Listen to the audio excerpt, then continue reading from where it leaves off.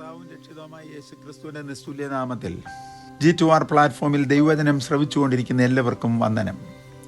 ഉൽപ്പത്തി പുസ്തകം മുതൽ വെളിപ്പാട് പുസ്തകം വരെ നിവർന്നു കിടക്കുന്ന ആഴമായ ദൈവവചനത്തെ സമഗ്രമായി അല്പസമയം കൊണ്ട് ആവോളം കൈമുഷ്ടിയോളം വലിപ്പമുള്ള ഹൃദയത്താൽ നിയന്ത്രിക്കപ്പെടുന്ന മനുഷ്യ ജീവിതത്തിൽ 1.5 കിലോഗ്രാം വെയിറ്റും 10,000 മില്യൺ സെൽസുമുള്ള നമ്മളുടെ മസ്തിഷ്കത്തിൽ കൊള്ളാകുന്നിടത്തോളം കാര്യങ്ങൾ കൊള്ളുക എന്നുള്ളതല്ലാതെ കുടം കൊണ്ട് കോരി വറ്റിച്ചാൽ സമുദ്രത്തെ വറ്റിപ്പാൻ കഴിയുന്നില്ലെങ്കിൽ സമുദ്രത്തിൻ്റെ സൃഷ്ടിതാവായ ദൈവത്തെ ഗ്രഹിപ്പാൻ ആർക്കും കഴിയുകയില്ല എന്നുള്ള ഒരു പരമസത്യം കൂടെ ഉൾക്കൊണ്ടിട്ട് വേണം ഈ രാജകീയ പുരോഹിതർക്കുമായി വിളിക്കപ്പെട്ടിരിക്കുന്ന കൃപയിൽ നിൽക്കുന്ന ദൈവമക്കൾ ദൈവവചനം വായിക്കുകയും പഠിപ്പിക്കുകയും പഠിക്കുകയും ചെയ്യേണ്ടതെന്ന് മറക്കരുത്.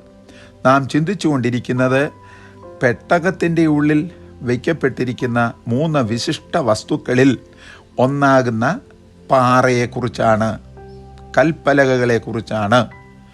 ശ്രദ്ധിക്കുക, പെട്ടകത്തിൻ്റെ ഉള്ളിലെ 2 കൽപ്പലകകൾ, അതാണ് ഇപ്പോഴത്തെ നമ്മുടെ വിഷയം. 2 എണ്ണം. ഒന്നാമത്തെ കൽപ്പലകകൾ 2 എണ്ണം. ഒന്നാമത് വെട്ടിയെടുക്കപ്പെട്ടത് പുറപ്പാട് പുസ്തകം 32-ാം അധ്യായം 15-ഉം 16-ഉം വാക്യങ്ങൾ. അതിൽ ശ്രദ്ധിക്കേണ്ട ഒന്നാമത്തെ വിഷയം, പലക ഇപ്പുറവും അപ്പുറവും അപ്പുറത്തുമായി ഇപ്പുറത്തുമായി ഇരുവശത്തും എഴുത്തുള്ളതായിരുന്നു. ഒരു വശത്തു മാത്രമല്ല, 2 വശത്തും എഴുത്തുള്ളതായിരുന്നു. പലക ദൈവത്തിൻ്റെ പണിയും പലകയിൽ പതിഞ്ഞ എഴുത്ത് ദൈവത്തിൻ്റെ എഴുത്തും ആയിരുന്നു. ആകയാൽ പാറയ്ക്ക് പൊരുളായ പുതിയ നിയമ വിശ്വാസികളുടെ ഹൃദയങ്ങളിൽ എഴുതപ്പെടേണ്ട വചനം സമുദായത്തിൻ്റെയും പ്രസ്ഥാനത്തിൻ്റെയും നിയമസംഹിതകളും ഉപദേശങ്ങളും മാറ്റുവാനും മറിക്കുവാനും സാധിക്കുന്ന മാനുഷിക കൽപ്പനകളും അല്ല. പലക അത് ദൈവത്തിൻ്റെ പണിയാകണം. നമ്മൾ ഏത് പണി നടത്തിയാലും അതിൻ്റെ പിന്നിൽ അപാകതകളുണ്ട്. ദൈവം പണിയുന്ന പണിയോ പൂർണ്ണതയുള്ളതാണ്. ആകയാൽ നമ്മൾ കേൾപ്പിക്കപ്പെട്ടിരിക്കുന്ന പണി ദൈവത്തെ കൊണ്ട് പണിയിക്കണം എന്ന് മറക്കരുത്. അതിൽ നിങ്ങൾ എഴുതുവാൻ നടക്കണ്ട, ദൈവം എഴുതട്ടെ. ആ എഴുത്ത് മാറ്റമില്ലാത്തതായിരിക്കും. രണ്ടാമത്, യഹോവ മോശയോട്, നീ എൻ്റെ അടുക്കൽ പർവ്വതത്തിൽ കയറി വന്ന്, ആദ്യത്തെ പാറ കൽപ്പലകൾ 2ഉം പൊട്ടിക്കപ്പെട്ടല്ലോ, രണ്ടാമത്തേതിനു വേണ്ടി കയറി വന്ന് ഇവിടെ ഇരിക്കുക ദൈവത്തിൻ്റെ സന്നിധിയിൽ. ഞാൻ നിനക്ക് കൽപ്പലകകളും നീ അവരെ ഉപദേശിക്കേണ്ടതിന് ഞാൻ എഴുതിയ ന്യായപ്രമാണവും കൽപ്പനകളും തരും എന്ന് അരുളി ചെയ്തു. പുറപ്പാട് പുസ്തകം 24-ാം അധ്യായം 12-ാമത്തെ വാക്യം. അവിടെ ശ്രദ്ധിക്കേണ്ട വിഷയം, ഇസ്രായേൽ ജനത്തെ ഉപദേശിക്കേണ്ടതിനു വേണ്ടി ന്യായപ്രമാണവും കൽപ്പനകളും പ്രാപിച്ച മോശെ ദൈവത്തിൻ്റെ സന്നിധിയിൽ പർവ്വതത്തിൻ്റെ മുകളിൽ കയറി ചെന്ന് ഇരുന്നിട്ടാണത് വാങ്ങിച്ചതും വായിച്ചതും പ്രാപിച്ചതും കൊടുത്തതും. അങ്ങനെയാകുന്നെങ്കിൽ ആരോ എവിടോ എഴുതി പ്രിൻ്റ് ചെയ്ത് അയക്കപ്പെട്ടിരിക്കുന്ന പുസ്തകത്തിലെ വല്ലതും കണ്ടിട്ട് നല്ലതാണെന്ന് തോന്നി പഠിപ്പിക്കുന്ന പഠിപ്പീരും മാറ്റപ്പെടുന്നതായ മാനുഷിക കൽപ്പനകളും അല്ല പഠിപ്പിക്കേണ്ടത്. മോശെ പർവ്വതത്തിൽ കയറി ദൈവത്തിൻ്റെ അടുക്കൽ ഇരുന്നിട്ടാണ്, 40 ദിവസം ഇരുന്നിട്ടാണ് ഈ കൽപ്പനകൾ പ്രാപിച്ചത് എങ്കിൽ സഭകളിൽ ദൈവവചനം പഠിപ്പിക്കുവാൻ വരുന്ന ദൈവദാസീദാസന്മാർ കൺവെൻഷനിൽ കേട്ടത് ഇവിടെ വിളമ്പണ്ട, അത് വിളമ്പുന്നത് അവിടെ ഇരിക്കട്ടെ. അതിനു പകരം ദൈവസന്നിധിയിൽ ഇരുന്ന് പ്രാപിക്കണം. മോശയുടെ കൽപ്പനകളും പ്രാപിച്ചത് പർവ്വതത്തിൻ്റെ മുകളിൽ കയറിയിരുന്നാണ്. പൗലോസ് ഈ കൽപ്പനകളൊക്കെ പ്രാപിച്ചത്, സ്തോത്രം, ദമസ്കോസിലെ അരേത രാജാവ് കൊല്ലുവാൻ പരിശ്രമിച്ചപ്പോൾ മതിൽ ചാടി കൊട്ടയിൽ കൂടെ താഴെ ഇറങ്ങി നേരെ രാപകൽ നോക്കാതെ യാത്ര ചെയ്ത്, വാഹനമില്ല, വിമാനമില്ല, ബസ്സില്ല, കാറില്ല, സ്വന്തം സ്കൂട്ടറുമില്ല, യാത്ര ചെയ്ത് അറബി മരുഭൂമിയിൽ വന്ന് ഉപവസിച്ചു പ്രാർത്ഥിച്ചു പ്രാപിച്ച പ്രമാണമാണ് അവൻ പഠിപ്പിച്ചത്. അതാണ് യുഗങ്ങളായി നിലനിൽക്കുന്നത്. അല്ലാതെ നമ്മൾ എന്തെങ്കിലുമൊക്കെ തോന്നി പഠിപ്പിച്ചാൽ കൂടി വന്നാൽ അത് ഒരാഴ്ച നിൽക്കും, അടുത്ത ആഴ്ച അവർ മറന്നുപോകും. മൂന്നാമത്, ഈ കൽപ്പലകയ്ക്കുള്ള വിശേഷത, യഹോവ സീനായി പർവ്വതത്തിൽ നിന്ന് മോശയോട് അരുളി ചെയ്ത് കഴിഞ്ഞ ശേഷം ദൈവത്തിന്റെ വിരൽ കൊണ്ടെഴുതിയ കൽപ്പലകകളായ സാക്ഷ്യപലകകൾ രണ്ടും മോശയുടെ പക്കൽ കൊടുത്തു. പുറപ്പാട് 31:18. നമ്മൾ ആരെഴുതിയാലും എവിടെ എഴുതിയാലും അത് മാഞ്ഞു പോകും, അത് മറഞ്ഞു പോകും. ദൈവം എഴുതിയാലോ അത് മായുകയില്ല, അത് മറയുകയില്ല. ദൈവത്തിന് സ്തോത്രം. അതുകൊണ്ട് എഴുതുവാൻ താല്പര്യപ്പെട്ട് നടക്കുന്ന വ്യക്തികളുണ്ടല്ലോ, സഭാസ്ഥാപനത്തിങ്കൽ എഴുതപ്പെട്ട കോൺസ്റ്റിറ്റ്യൂഷനുകൾ, ഇപ്പോൾ അത് മാറ്റണം, അത് മറിക്കണം, അത് ചെയ്യണം, അത് ശരിയല്ല, അതിനകത്തിൻ്റെ കുറവുണ്ട്, അതിനുവേണ്ടി 2/3 ഭാഗം ആളുകളെ വിളിക്കുന്നു. ഞാൻ ആരെയും കുറ്റം പറയുകയല്ല. ദൈവവചനത്തിന്റെ പ്രമാണം, ആദ്യത്തെ കോൺസ്റ്റിറ്റ്യൂഷൻ എഴുതിയത് ആത്മപ്രേരിതരായ ദൈവദാസിദാസന്മാരായിരുന്നുവെങ്കിൽ അതിനെ മാറ്റുവാനും മറിക്കുവാനും ആത്മപ്രകാശനമില്ലാത്ത പുത്തൻകൂറ്റ് കമ്മിറ്റി മെമ്പേഴ്സും പാനൽ മെമ്പേഴ്സും പരിശ്രമിക്കരുത് എന്ന് ഞാൻ പ്രബോധിപ്പിക്കുന്നു. ദൈവത്തിനു സ്തോത്രം. 4, മോശെ പർവ്വതത്തിൽ നിന്ന് ഇറങ്ങി വരുമ്പോൾ ജനങ്ങളുടെ ആർത്തുവിളിയും ഘോഷവും പൊൻകാളക്കുട്ടിയുടെ മുൻപാകെ നൃത്തം ചെയ്യുന്നതും കണ്ട് കോപം ജ്വലിച്ച് യഹോവ കൊടുത്ത പലകളെ കയ്യിൽ നിന്നെറിഞ്ഞ് പർവ്വതത്തിന്റെ അടിവാരത്ത് വെച്ച് പൊട്ടിച്ചു കളഞ്ഞു. പുറപ്പാട് പുസ്തകം 32 15 മുതൽ 19 വരെയുള്ള വാക്യങ്ങൾ. എന്നെ കേൾക്കുന്ന വലിയ വലിയ വ്യക്തികളോട് പറയട്ടെ, പ്ലാറ്റ്ഫോമുകളിൽ നിന്ന് നിങ്ങൾ വേണ്ടാതനം പ്രസംഗിക്കുകയും അവർക്കിഷ്ടമുള്ള ഉപദേശങ്ങളൊക്കെ പൗലോസിന്റെ ഭാഷയിൽ തിമോഥെയോസിന്റെ 2 ലേഖനം 4 കാണുന്നത് പോലെ കർണരസമായ കഴവിക്കഥകൾ പറയുമ്പോൾ കൈയടിക്കുകയും ചെയ്യുമ്പോൾ നിങ്ങളും ആർത്തു വിളിക്കാറില്ലേ? പുറകിൽ ഇതിന്റെ നടുവിൽ ചില വ്യക്തികളുണ്ട് ഇത് കണ്ടിട്ട് ദുഃഖിക്കുന്നവർ. ഇന്നത്തെ ആത്മീയഗോളത്തിൽ കാണുന്ന പലതും ദൈവവചന വിരുദ്ധമായ കാര്യങ്ങളാണ്. ചില പൊൻകാളക്കുട്ടികളെ തോളിൽ വെച്ചുകൊണ്ട് നടക്കുന്ന അഹരോന്റെ മുൻപിൽ ആർത്തു വിളിക്കുന്നവരെ പോലെ പൊൻകാളക്കുട്ടി അല്ലെങ്കിലും വിശ്വാസത്തെക്കാൾ ഉപരി അവരുടെ ധനം, അവരുടെ മഹാത്മ്യം, അവരുടെ ശ്രേഷ്ഠത, അവരുടേതായ തിയോളജി പ്രസംഗിക്കുന്നത് കേട്ട് ആർത്തു വിളിക്കുന്ന ജനത്തിന്റെ നടുവിൽ നിന്ന് സന്തോഷിപ്പാനല്ല ദൈവം നമ്മളെ വിളിച്ചിരിക്കുന്നത്, അതിനെ തർജ്ജനം ചെയ്യുവാനാണ്. ഇത് കണ്ടിട്ട് കല്ലുകളെ പൊട്ടിച്ചു കളയുക മാത്രമല്ല, മോശെ അഹരോൻ 4 വയസ്സിന് മൂത്തവനാണ്, അവനോട് പറയുകയാണ്, നീ ഈ ജനത്തെ കെട്ടഴിച്ചു വിട്ടുകളഞ്ഞതെന്ത്? ദൈവസഭയ്ക്കൊരു കെട്ടുണ്ട്, ദൈവസഭയ്ക്കൊരു പ്രമാണമുണ്ട്, ദൈവസഭയ്ക്കൊരു ഉപദേശമുണ്ട്, ദൈവസഭയ്ക്ക് ഒരു കോൺസ്റ്റിറ്റ്യൂഷൻ ഉണ്ട്. ആ കോൺസ്റ്റിറ്റ്യൂഷനും ഉപദേശവും പ്രമാണവും വിട്ടിട്ട് കെട്ടഴിഞ്ഞ് നടക്കുന്ന കൺവെൻഷൻ പ്രാസംഗ്യന്മാർ, അതിൻ്റെ കോർഡിനേറ്റർ, കൺവീനേഴ്സ് എല്ലാവരെയും ഈ നാളുകളിൽ ഈ പ്ലാറ്റ്ഫോമുകളിൽ നിന്ന് പുറത്താക്കിയേ മതിയാകൂ എന്നുള്ളത് മറക്കരുത്. ഈ 1ാമത്തെ കൽപ്പന യഹോവയാൻ ദൈവം സ്വർഗത്തിൽ നിന്നും 1ാമത്തെ കൽപ്പലക സീനായി പർവ്വതത്തിൽ അയച്ചു. ഇറങ്ങി വന്ന് അവിടെ നിന്നും 2.5 മുഴം 1.5 മുഴം വീതി, 2.5 മുഴം നീളം, അല്പം കുറവിൽ.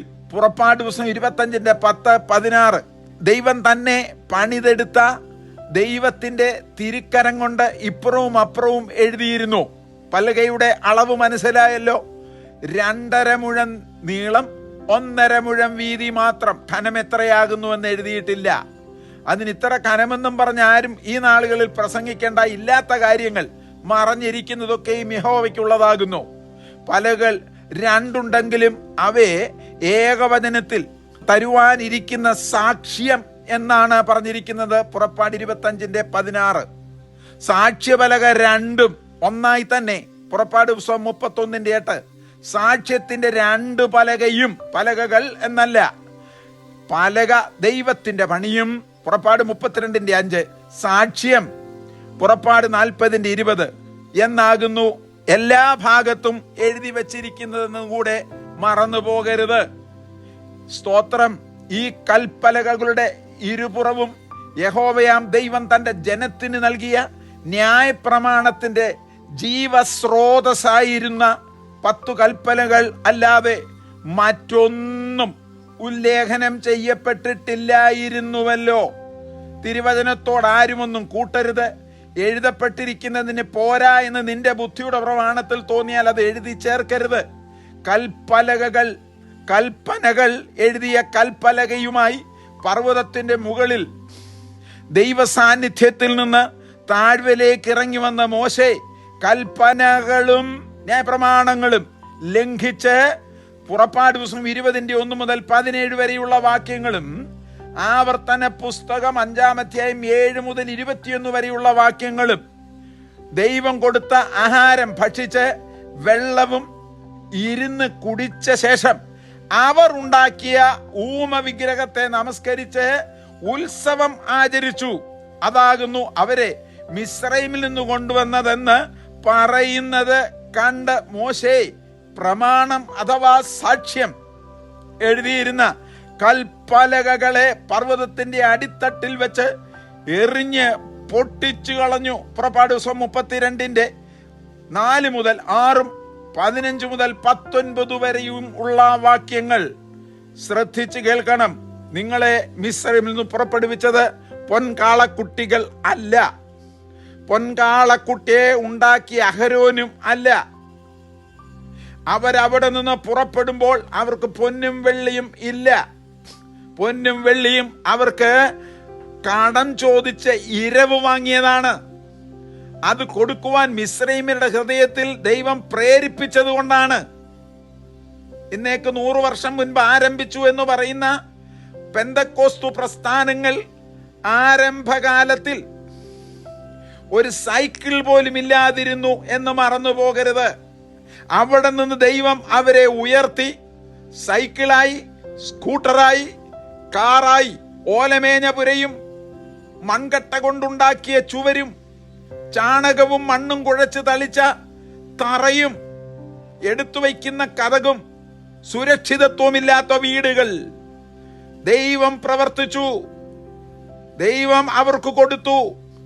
ഇന്ന് ഗ്രാനൈറ്റും വിർട്ടിഫൈഡ് ടൈലും ഇട്ടിരിക്കുന്ന വീടുകൾ, മണിമേടകൾ, 40 പേർക്ക് ഇരിക്കാവുന്നതും ആഹാരം കഴിക്കാവുന്നതുമായ മേശകൾ, വലിയ ഉയർത്തിക്കെട്ടിയ ഭിത്തികൾ, അതുപോലെ ജാതീയ മാർഗത്തിൽ ഇപ്പോഴും വിഗ്രഹ സേവ ചെയ്യുന്ന വ്യക്തികൾ, സെക്യൂരിറ്റികൾ, ഇതൊക്കെ എവിടെ നിന്നുണ്ടായി? ഇതാണോ നിങ്ങളെ മിസ്രൈമിൽ നിന്ന് കൊണ്ടുവന്നത്? ഇതാണോ നിങ്ങളെ അടിമത്വത്തിൽ നിന്ന് കൊണ്ടുവന്നത്? ഇതാകുന്നു നിങ്ങളെ പൗരോഹിത്യ മാർഗത്തിന്റെ അടിത്തട്ടിൽ നിന്ന് കൊണ്ടുവന്നത്? അമിക്കയറുകളെ പൊട്ടിച്ചു കൊണ്ടുവന്നത് പൊന്നും വെള്ളിയുമല്ല. അടിമനുഖം പൊട്ടിച്ച് നിങ്ങളെ സ്വതന്ത്രരാക്കിയത് വിലയേറിയ കുഞ്ഞാടിന്റെ രക്തം കൊണ്ടാണ് എന്ന് മറന്നു പോകരുത്. കുഞ്ഞാടിന് കരം കൊടുക്കുവാനില്ലായിരുന്നു. അവന്റെ അപ്പസ്തലന്മാർക്കും പൊന്നും വെള്ളിയും ഇല്ലായിരുന്നു. സ്തോത്രം. ക്രൂയിസോണും ആർഗോറിയോണും ഇല്ലായിരുന്നു. പൊൻപണവും വെള്ളിപ്പണവും ഇല്ലായിരുന്നു. ഇന്ന് എത്ര തരത്തിലാണ് ധനത്തെ കുറിച്ച് പ്രശംസിക്കുന്നത് എന്ന് മറന്നു പോകരുത്. അന്യായത്തിൽ നിന്ന് സമ്പാദിച്ച പണം കൊണ്ട് പ്ലാറ്റ്ഫോമുകളും ഓഡിറ്റോറിയങ്ങളും ദൈവസഭയ്ക്ക് വേണ്ട. അവിടെ ദൈവം വസിക്കയില്ല. പറയുന്നത് കൊണ്ട് തെറ്റിദ്ധരിക്കരുത്. അനുഭവത്തിൽ നിന്ന് ഇന്ന് നടന്നുകൊണ്ടിരിക്കുന്ന വിഷയങ്ങൾ ഇവിടെ മറനീക്കി പറയുന്നു എന്ന് മാത്രം. ഇവിടെ ശ്രദ്ധിക്കുക. പർവ്വതത്തിൽ നിന്നും യഹോവയാം ദൈവം പണി ചെയ്ത് എടുത്ത് ഇരുപുറവും ദൈവം തന്നെ പ്രമാണം എഴുതിയ കൽപ്പലകകൾ. പ്രമാണം ലഭിച്ച ജനം പ്രമാണത്തെ തൃണവൽഗണിച്ച് വിഗ്രഹത്തെ ഉണ്ടാക്കി ദൈവത്തെ ഉപേക്ഷിച്ചും മറന്നും അതിന്റെ മുൻപിൽ ഉത്സവം ആചരിക്കുന്ന ജനം ദൈവകൽപ്പന പ്രമാണിച്ച ശേഷം അവയെ ഉപേക്ഷിക്കുകയും മറന്നുകളയുകയും ചെയ്തു. ഉൽപ്പത്തി പുസ്തകം 2-ാം അധ്യായം 16-ഉം 17-ഉം ആദിമ മനുഷ്യനോട് ദൈവം പറഞ്ഞ വിഷയം ശ്രദ്ധിക്കുക. പാപത്തിനും മരണത്തിനും അടിമകളായി തീർന്ന ആദാമ്യ സന്തതിയെ, റോമർക്ക് എഴുതിയ ലേഖനം 1-ാം അധ്യായം 18 മുതൽ 32 വരെയുള്ള വാക്യങ്ങൾ, രക്ഷിച്ച് പാപപരിഹാരാർത്ഥം കന്യാമറിയാമിൽ നിന്നും മനുഷ്യനായി അവതരിച്ച് ക്രൂശിൽ മരിച്ച ദൈവപുത്രനായ യേശു ക്രിസ്തു എന്ന ദൈവപുത്രന്റെ നിഴലത്രേ. സങ്കീർത്തനങ്ങൾ 118:22, എഫെസർക്ക് എഴുതിയ ലേഖനം 2-ാം അധ്യായം 20-ാമത്തെ വാക്യം, പത്രോസ് എഴുതിയ 1-ാം ലേഖനം 2-ാം അധ്യായം 5-ാമത്തെ വാക്യം. പർവ്വതത്തിന്റെ മുകളിൽ നിന്നും ദൈവം പണിതെടുത്ത ഒന്നാമത്തെ കല്ല് പർവ്വതത്തിന്റെ അടിവാരത്ത് വെച്ച് പൊട്ടിക്കപ്പെട്ടതിനാൽ ദൈവകൽപ്പന പ്രകാരം ഒന്നാമത്തെ കല്ലുകൾ പോലെ 2 കൽപ്പലകകൾ പർവ്വതത്തിന്റെ താഴ്വരയിൽ നിന്നും മോശയുടെ കയ്യാൽ പണിയപ്പെടുകയും വീണ്ടും ആദ്യം മോശെ 40 ദിവസം പർവ്വതത്തിൽ വസിച്ചുകൊണ്ട് സാക്ഷ്യം എഴുതിയ കൽപ്പനകളെ പ്രാപിക്കുകയും ചെയ്തതുപോലെ. പുറപ്പാട് പുസ്തകം 24:18 വായിക്കുക. യഹോവയുടെ അരുളപ്പാടനുസരിച്ച് വീണ്ടും 40 ദിവസം പർവ്വതത്തിന് മുകളിൽ കയറി യഹോവയുടെ വിരലുകളാൽ സാക്ഷ്യം എഴുതി താഴ്വരയിൽ വന്ന യഹോവയുടെ പെട്ടകത്തിനുള്ളിൽ ആ കൽപ്പലകകളെ വയ്ക്കുകയും ചെയ്തു. പുറപ്പാട് പുസ്തകം 1-ാം അധ്യായം 28-ാമത്തെ വാക്യം. നമ്മുടെ രക്ഷിതാവും കർത്താവുമായ യേശുക്രിസ്തു എന്ന പാറ ഇന്നേക്ക് 2000 കൊല്ലങ്ങൾക്ക് മുൻപ് യഹൂദനാൽ തള്ളപ്പെട്ട് പൊന്തിയോസ് പീലാത്തോസും ഹെരോദാവും കുറ്റക്കാരനല്ല എന്ന് വിധിക്കപ്പെട്ടിട്ടും ജനത്തിന്റെ ആഗ്രഹത്തിന് ഏൽപ്പിച്ചു കൊടുക്കപ്പെട്ട് ക്രൂശിൽ മരിച്ച കർത്താവ് ഉയർത്തെഴുന്നേറ്റ ശേഷം ഭയവിഹ്വലരായിരുന്ന ശിഷ്യന്മാരുടെ അടയ്ക്കപ്പെട്ട മുറിയിൽ വന്ന ശേഷം പറഞ്ഞു, എന്റെ പിതാവ് എന്നെ അയച്ചതുപോലെ ഞാനും നിങ്ങളെ അയക്കുന്നു. ഞാൻ പാറ, നിങ്ങളും പാറ. നമ്മുടെ ഹൃദയത്തിൽ എഴുതപ്പെട്ടിരിക്കുന്ന കൽപ്പലകകളിലെ എഴുത്ത് വേറെ ആരും മാറ്റി എഴുതുവാൻ അനുവദിക്കരുത്. പ്രാപിച്ച പ്രമാണത്തിന് വിരോധമായി ദൈവത്തിന്റെ ദാസന്മാർ എഴുതി തന്നിരിക്കുന്ന കൽപ്പനകൾ മാറ്റിമറിച്ച് ആരെവിടെ ഏത് പ്രമാണങ്ങൾ കൊണ്ടുവന്നാലും ഏതെല്ലാം വിധത്തിൽ നിർബന്ധങ്ങൾ ഉണ്ടായാലും വിളിക്കപ്പെട്ട ദൈവമക്കൾ അതിനനുസരിച്ചു പോകാതെ ദൈവം പറഞ്ഞിരിക്കുന്ന പ്രമാണം അനുസരിച്ച് മുൻപോട്ട് പോകുവാൻ ബദ്ധശ്രദ്ധാലുക്കളായിരിക്കണം എന്ന് ഓർപ്പിക്കുന്നു. നാം രാജകീയ പൗരോഹിത്യ വർഗമാണ്. മാറ്റുവാനും മറിക്കുവാനും പ്രേരിപ്പിക്കുന്നവരിൽ വ്യാപരിക്കുന്ന ശക്തിയും ആത്മാവും ഏതാണെന്ന് ശോധന ചെയ്യണം. കാരണം ആത്മീയൻ സകലത്തെയും ശോധന ചെയ്യുന്നു എന്ന് ദൈവവചനത്തിൽ ഉണ്ടല്ലോ. ആകയാൽ ഇന്ന് നടക്കുന്ന സകല വിഷയങ്ങളും ശോധന ചെയ്താൽ ഇത് ദൈവത്തിൽ നിന്നുള്ളതല്ല, പലതും എന്ന് പറയേണ്ടി വരും. ആകയാൽ യഹോവയുടെ പക്ഷത്തുള്ളവൻ ആർ എന്ന് ചോദിച്ച മോശയുടെ ശബ്ദം ഇന്നും താഴ്വരകളിൽ മുഴങ്ങട്ടെ. യഹോവയുടെ പക്ഷത്തുള്ളവൻ ഇങ്ങോട്ട് മാറട്ടെ എന്ന് ദൈവവചനത്തിൽ എഴുതിയിരിക്കുന്നു. ആകയാൽ യെശയ്യാവും അത് വിളിച്ചു പറയുന്നു, വിട്ടുപോരുവീൻ, വിട്ടുപോരുവീൻ, ഇവരുടെ അധർമ്മങ്ങളിൽ പങ്കാളികളാകാതെ വിട്ടുപോരുവീൻ. കർത്താവേ, നന്ദിയോടുകൂടെ സ്തോത്രം.